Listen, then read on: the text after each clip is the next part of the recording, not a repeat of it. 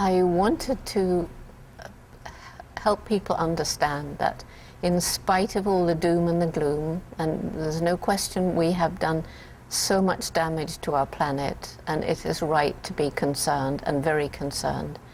But there are too many people who take this all aboard and therefore give up. They lose hope and decide it's not worth doing anything. And my crazy travel schedule, which takes me 300 days a year all over the world, has enabled me to meet some extraordinary people who've done some extraordinary things, who have become passionate about a particular species or even an ecosystem. And even when they're told there's no way that you can save this, it's too late, they won't give up. And so these are success stories, and they're deliberately selected, mostly from the people I've actually met or had introductions to. The book could be many times longer. There's more stories than this, and in fact some of the book is on our website. The publisher said, no, you have to cut, you can't have everything.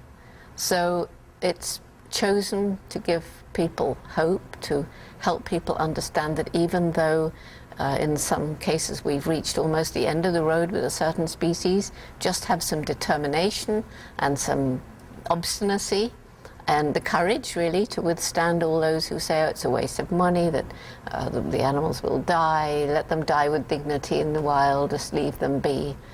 They refuse to listen, and they somehow found the money and the energy and saved them. It's interesting because, of course, when I began studying the chimpanzees, I had no idea that from the point of view of strict science, I should have given them names, not names, but numbers. And, well, I didn't know that. And it seems ridiculous to me. So the chimpanzees all had numbers, and I described their personalities and their minds and their feelings. And when I got to Cambridge University to get my PhD, I was told this was all wrong. But thinking back to my childhood teacher, I knew that the scientists were wrong, and I was right because that was my dog. And you can't have some kind of animal share your life and not understand that, of course, they have personalities, minds, and feelings. Of course, they deserve names. But even today, there are people who feel, and probably rightly, that if they start talking in these terms about their animal, they will be less eligible to get grants from certain organizations because it's too fluffy, it's too sentimental. I mean, sometimes writing this book, it was too confusing to write about all these numbers. I thought, well, I'm lost. I've lost track of what is number 49 versus number 57. And so I gave them temporary names just for the purpose of the book. I asked the biologist if they would mind, and they said no, they wouldn't. Some cases, though, interestingly, people stop naming simply because they're reintroducing them into the wild, and they have such a high rate of loss that they feel they can't cope if they name them, so they just give them numbers. Yeah, I couldn't visit them all, but I certainly visited the whooping cranes. I visited the sanctuary in Texas, where the first flock spends the summer. I visited the Patuxent breeding center, near Washington, D.C. And best of all, I went and visited Operation Migration, where Joe Duff is teaching, and his helpers are teaching these cranes a new migration route. I got to go up in an ultralight. And so it was, totally, totally fascinating. The original flock was down to 27, and they were summering in the Aransas Nature Preserve. And then they nested somewhere north in Canada, but nobody knew where. And all the time the flock was getting less and less. And then one day, some helicopter pilot was spraying, or I don't know what he was doing, and he saw this white bird with golden-colored young, and that's where they were. They were nesting in Wood Buffalo Park in Canada. But this little flock was down to 27, and 2,000-mile migration, getting less and less. If bird flu or something came along, then that would be the end of that. That was why they needed to start a second group, but they had to teach them to migrate because they learn from their parents. And this was a new route. It was an ancient one, but no bird living knew it. So they trained them to follow the ultralight, like Bill Leshley trained Egyptian geese to start with. Black-footed ferrets extinct in the wild, California condor extinct in the wild, the pygmy rabbit extinct in the wild, so many of them. My favorite story with one of them, with the whooping cranes, is George Archibald, who's done so much for cranes worldwide. And they had this one female, and she had genes that they really, really wanted for their captive breeding, but she'd been hand-raised, so she wouldn't mate with a crane. So George volunteered to do courtship dancing with her every day for, I think, something like a month, twice. And she did lay an egg, and they were able to artificially inseminate it. And so her genes are now all over the place. I love that story. It's one of my favorite pictures in the book. We couldn't afford much. It was on a shoestring. I mean, who was going to give money for this young, untrained girl? I mean, it was crazy, wasn't it? Louis Leakey just went on, and finally, a wealthy American businessman, Leighton Wilkie, said, all right, money for 6 months, we'll see what happens. The British authorities in what was then a British protectorate of Tanganyika, this young girl, we will not take responsibility. And that's why I had to have a companion. And Mum volunteered, which was amazing. You know, she was there for the first 4 months. And so, fortunately, before the 6 months money ran out, I'd seen tool using and tool making and hunting and sharing of food. So we were able to get more money to carry on the study. But what did I have? I had a pencil, a notebook, little notebooks that fitted in my pocket, and not very good binoculars because we couldn't afford really good ones. And that was it. And clothes. That's a reason for hope. But you know, there are stories in this book dating back to that kind of help. So people who struggled, like some of the island birds from the islands off Australia and New Zealand, for example, Mauritius and places. The early biologists didn't have access to that kind of tool. So it was a hit and miss. Let's try and hatch the eggs in incubators, and like Don Merton experimenting with the last of the black robins to try and increase the number of eggs that are laid in a year by what's now commonly done, this double or even treble clutching. You destroy a nest, you raise, you normally put the eggs in an incubator, then the pair makes another nest, and you take those second eggs and have them hatched, and then you leave them with their third nest. I was absolutely impressed by some of the rock climbing ability. The story, one of the stories I love is the rediscovery of the Lord Howe's Island stick insect, which is a stick insect like this, thought to be extinct for 80 years, and then rediscovered. And it was surviving on a pinnacle of rock, miles offshore, with only one clump of vegetation on it, not very big. It was basically one bush. And how could this leaf-eating huge insect possibly survive there for 80 years? But the team went to prove it wasn't there. And lo and behold, they found it. But they had to climb this sheer rock at night. I said, you know, you're really making me nervous. And Nicholas Carlisle said, just to think of it gives me the wobblies. But he's done it several times. And the short-tailed albatross going out to that island, Torishima, extraordinary, so difficult to get to. There's not much point saving the habitat, putting money into that if you've lost the species in the meanwhile. So most of these stories are kind of balanced between protection in the wild and also some captive breeding. And captive breeding, if it's done right, and if the animals have the opportunity to learn some of their skills. I think one of the big controversies was soft release versus hard release. Soft release, which to me always seemed better. You let the animal adjust slowly, he can go out and come back, you feed him, he learns the predators and things, versus hard release, where you just dump these creatures out in the middle of their environment and say, bye, good luck. And those actually don't work very well. Well, with the bushmeat, you know, it's really difficult because huge amounts of money are involved. And I think it's really important that people understand that the bushmeat trade is commercial hunting. And it's very different from the subsistence hunting that's enabled people to live in harmony for hundreds of years. And it's been made possible by foreign logging companies moving in to, well, in this case, the Congo Basin, and opening up the forests with roads. And of course, opening up forests with roads is something that is damaging anywhere. Opening up any piece of wilderness with roads is deadly for the animals living there. But in this case, it enables hunters to go from the cities to the end of the logging trail, and they're shooting everything: elephants and gorillas and chimps and antelopes and monkeys and birds and bats, anything that they can smoke, and then the trucks take it into the towns. So because so much money is being made, because politicians are sometimes involved, because there is very little political will in many cases, it's tough. And the only way that we're trying to make some headway is working with other NGOs on the ground, working with, for example, the World Bank, and working with industry like the logging companies and the miners to try and find a way to minimize this and provide other ways of livelihood for the hunters and other sources of protein for the people.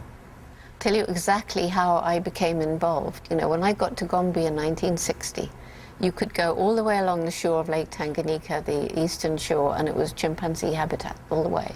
Just some clearings, there was a couple of towns and some villages.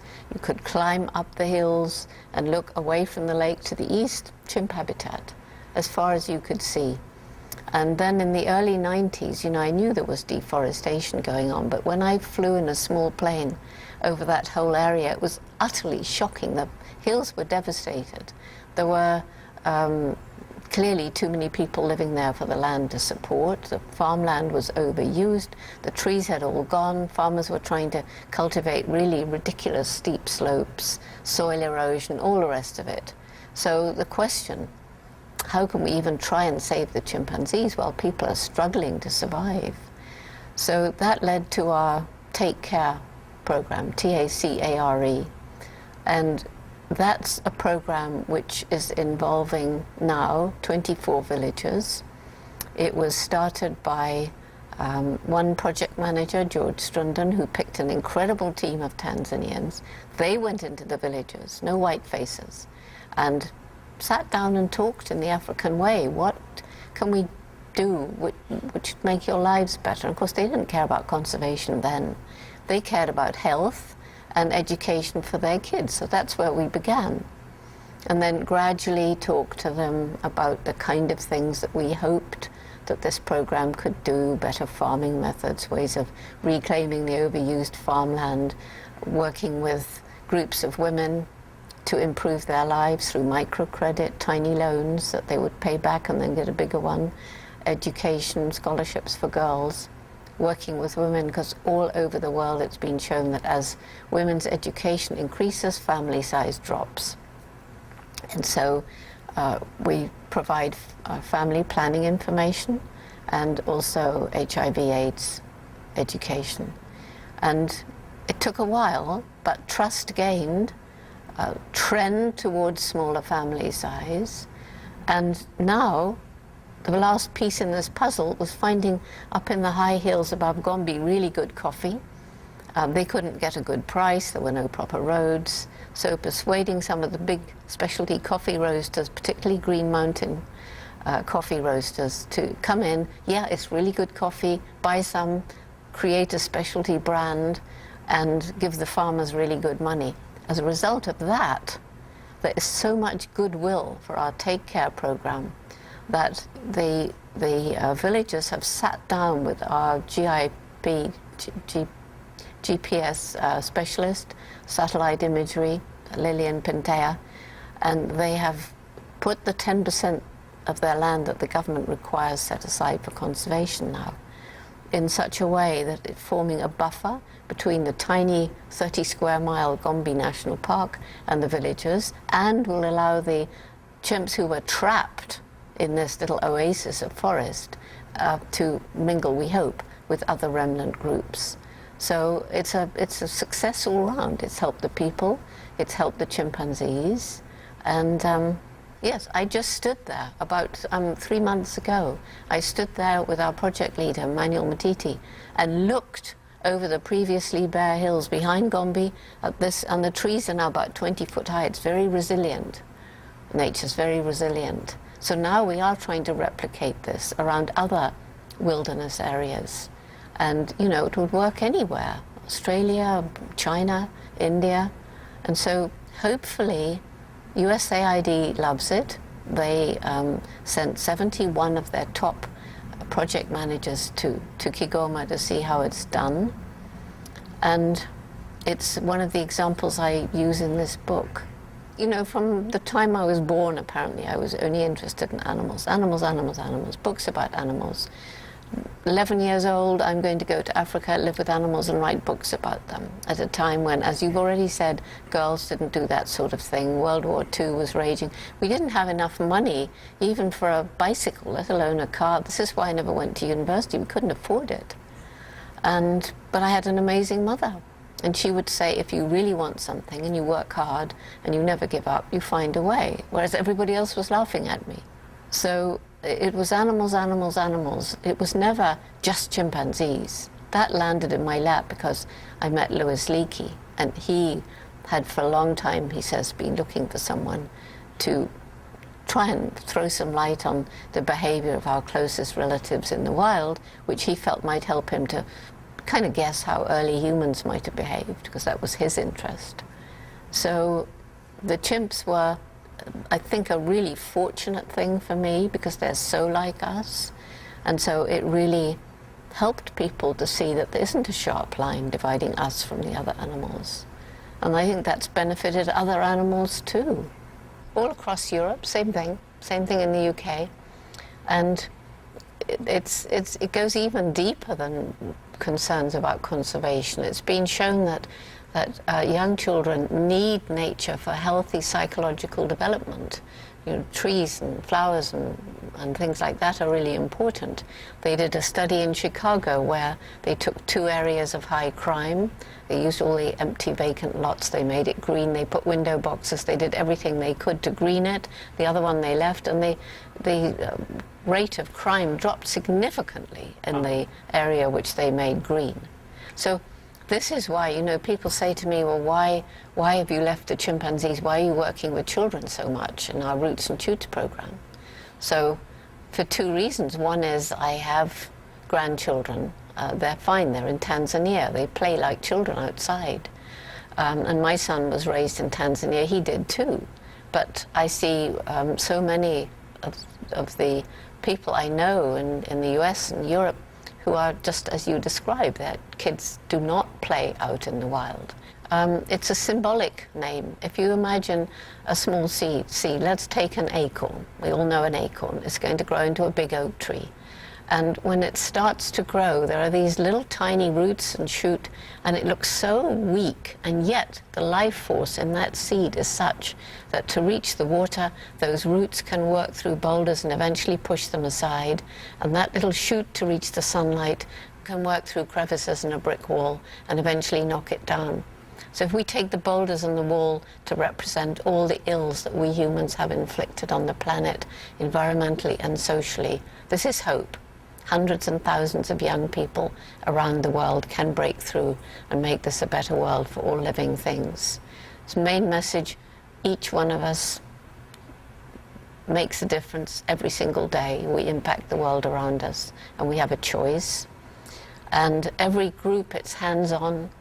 Roll up your sleeves, get out there. Every group chooses 3 different kinds of project. One to help people, one to help animals, and that includes domestic animals, and one to help the environment we all share. And it's preschool all the way through university.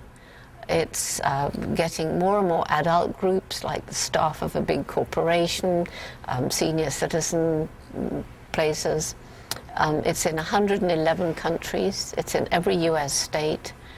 And it's right across mainland China, for example, and growing fast in India and Australia. Slowly in Europe, but it is growing there.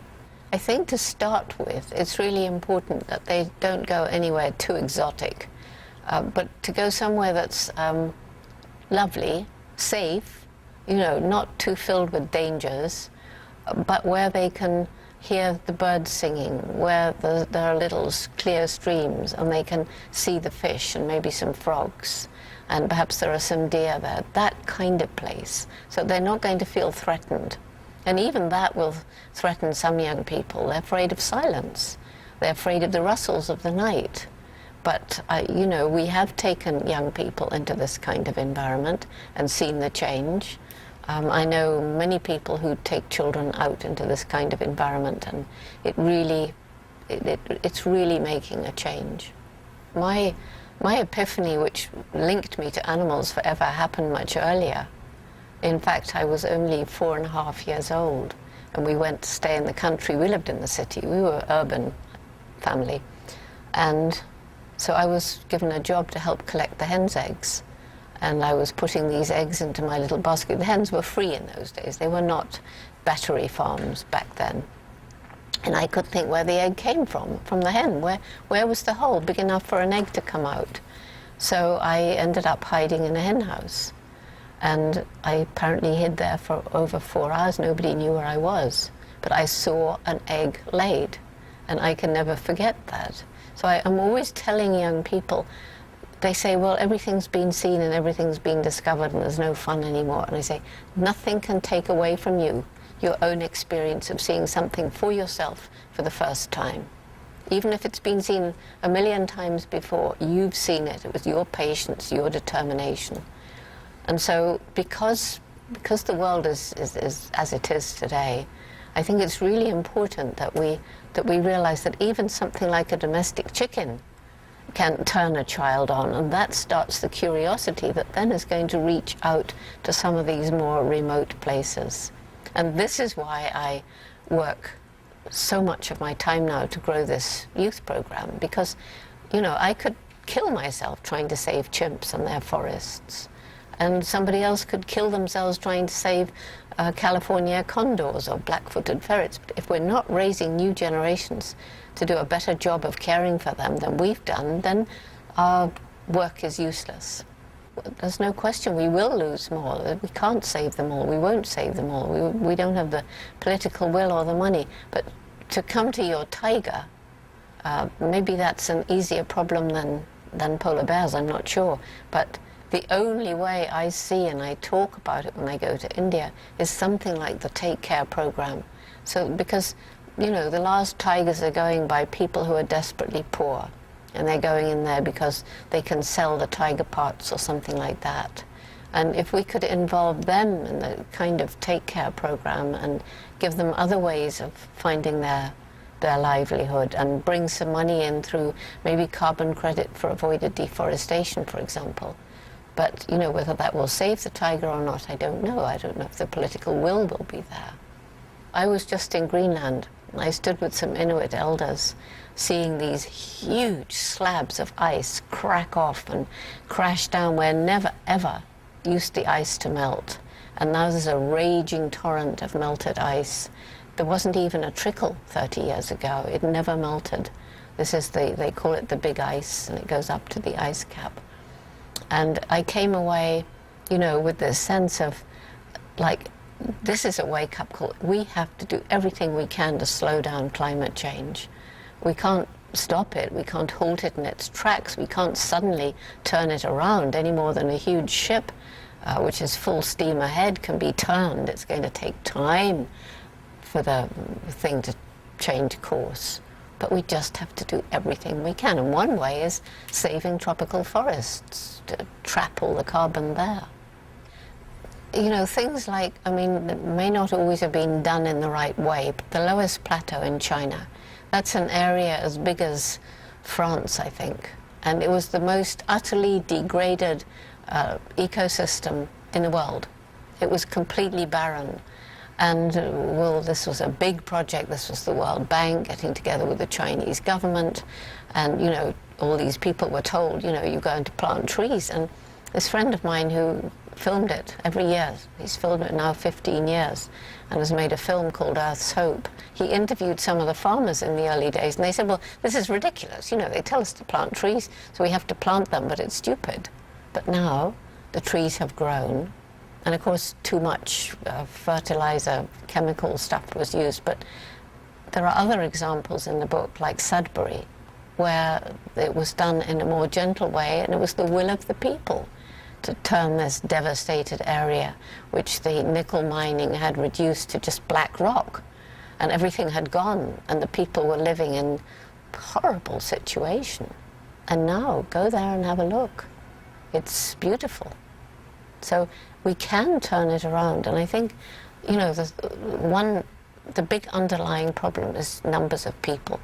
That's huge, and we are taking away the wilderness piece by piece by piece, because there's so many of us. So that's something that, you know, we have to address. And on the one hand, you get massive destruction of the environment through poverty, and on the other hand, you get massive destruction of the environment through our unsustainable lifestyles. So those three things, if we can find ways to address them, and they're very tough, but they can be done in pieces. You can't do the whole thing, but we know we can reduce poverty. We know that that can help the environment. We know that that in turn can bring animal species back. So it is possible. It's because we try and think so big that it becomes so impossible. But take pieces and have, you know, have people passionate enough to fight the good fight for their peace. More of those people. More and more and more of those people. That's what that's supposed to, you know, young biologists, don't give up. Go out there, you do your bit. See, it's possible. As a species, they're not doing well. There were probably way over 1 million when I began, stretched over 25 nations. They're now in 21 nations. There's, you know, maximum 300,000, probably less. And their forests are going really fast, many of them, like at Gombe, in these small fragmented patches. And we shall lose many more. But on the other hand, there are large areas set aside for conservation. The avoided deforestation is something I feel very passionate about. Ecotourism done in the right way, you have to find a way to give African governments an incentive, because at the moment China can go in with lots of money and build dams and roads in return for taking out, well, basically the African children's future. So we have to be able to come up with something that's as attractive, and to pay people not to cut their forests down is one way. The tourism thing, it does work, but it's not big amounts of money straight away. It's just small amounts of money, but over the long term. There's too many imponderables. I mean, if you take all the scientists who worked on global warming and the thawing of ice, and they were wrong. It's actually happening faster than they said. So it's very hard. I wouldn't even try to predict the future. But my goal is to get a critical mass of young people going out, taking up responsible positions in the adult world, sharing a philosophy, understanding that although we need some money to live, we shouldn't live for money, that money, raising money, getting lots of money, acquiring stuff, you know, we need a different value set. And if we can get a critical mass of young people thinking that way, then the future is much brighter. And oddly enough, I think this economic downturn, certainly in some parts of the world, is having just that effect. People are thinking about their priorities, and that, you know, if you still have enough money in your bank to live a decent life, and you were spending all your time getting more and more and more money and very little time for your family, and suddenly you lose most of it, was it worth it? I know that this is the way of thinking in Hong Kong and some parts of China. I've met people, Singapore, who are beginning to think differently. There may be some I mean, heaven forbid, but there could be a plague-like effect. We could lose hundreds of thousands of people. It's always being predicted with these superbugs because we misuse antibiotics, because we keep animals in these awful conditions for intensive farming, so we have to feed them antibiotics regularly to keep them alive, so the bugs are building up resistance. It's out in the food chain, and you know, people have already died from a scratch because there wasn't a strong enough antibiotic. So we don't know what's going to happen, and we've got to be prepared for it to turn around in the favor of the environment and the animals and the future of our own great-grandchildren. You know, it's exciting because I have letters from young women who grew up, so places like China, India, where women certainly didn't do this kind of thing. And they got hold of my book, usually In the Shadow of Man, and they wrote to me and said, well, I suddenly realized if you could do it, I can do it too. And this is, it's a very good feeling. And I know from the number of young women who've said, you know, you really helped me to stand firm and go in the direction that I wanted to go, because after I read Shadow of Man. I give this message all the time, and it's basically that, you know, every one of us, not just the young people, but all of us have to remember that each day we actually do make a difference. It's very hard to realize you feel small and insignificant, and the choices you make, how can they possibly make any difference? But in fact, when enough people make small choices, like what you buy, what you eat, what you wear, where did it come from?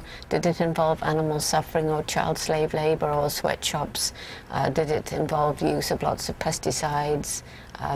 Did it destroy land to create it? How far has it come? How many air miles has your food traveled? You know, if people start thinking about the consequences of their choices, they do start making change. And kids are really good at this. Well, thank you. Just as I'm grateful to all the heroes who shared their knowledge, passion, and love with me.